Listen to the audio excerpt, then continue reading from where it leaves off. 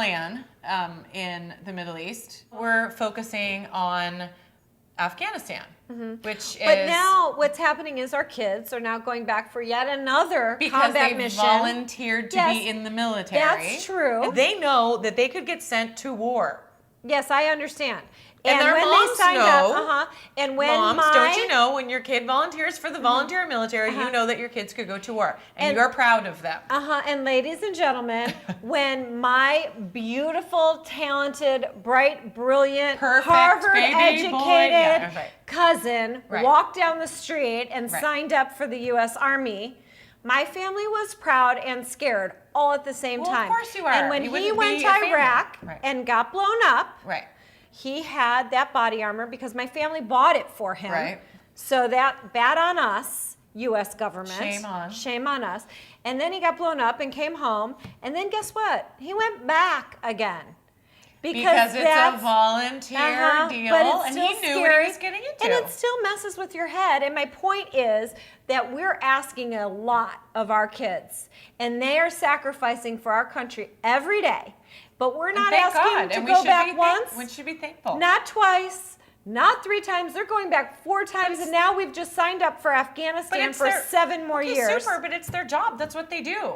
Yes, they volunteer, but they're going back multiple deployments, and it's changing who they are forever. And we as a country need to pick wisely when we send them into harm's way, because they will come back damaged and they will come back changed. Well, and that's a separate issue. You couldn't go into a war as a reporter and not come back changed. I mean, nobody's arguing that they come back changed. Right, so we need to pick our wars carefully. Well, you're saying that the wars that we have been in are not worth it? I think Iraq wasn't, and Afghanistan we have to. Yeah, we have to. And it is worth it because we're trying to keep the people who would do us harm on their heels. And we have foiled how many plots now to blow stuff up in this country since this war on terror, or whatever we're calling it now, started. So it is worth it because we are safer than we were. Would you send your son into war?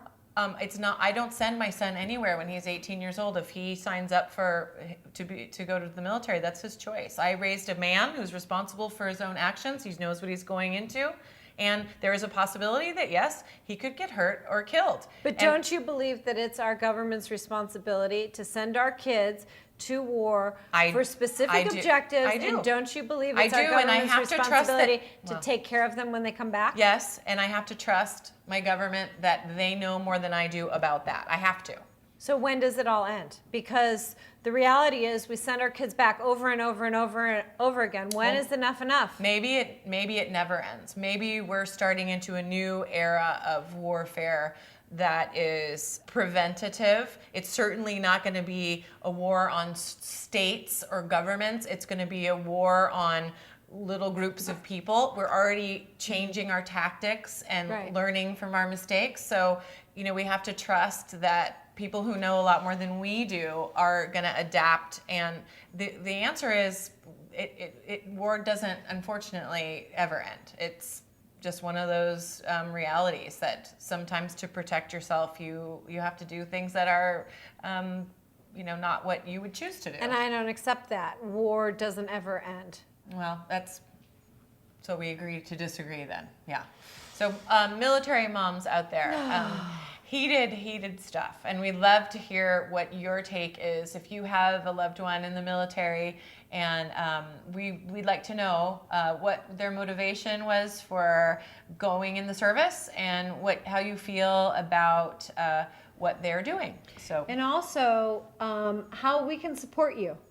Because I think this is a serious issue. I agree. It's not only that our sons and daughters are going over there fighting, but our kids' parents are over there fighting, and our families are being torn apart because our loved ones are over there on multiple deployments. So how can we support you? How can all moms help?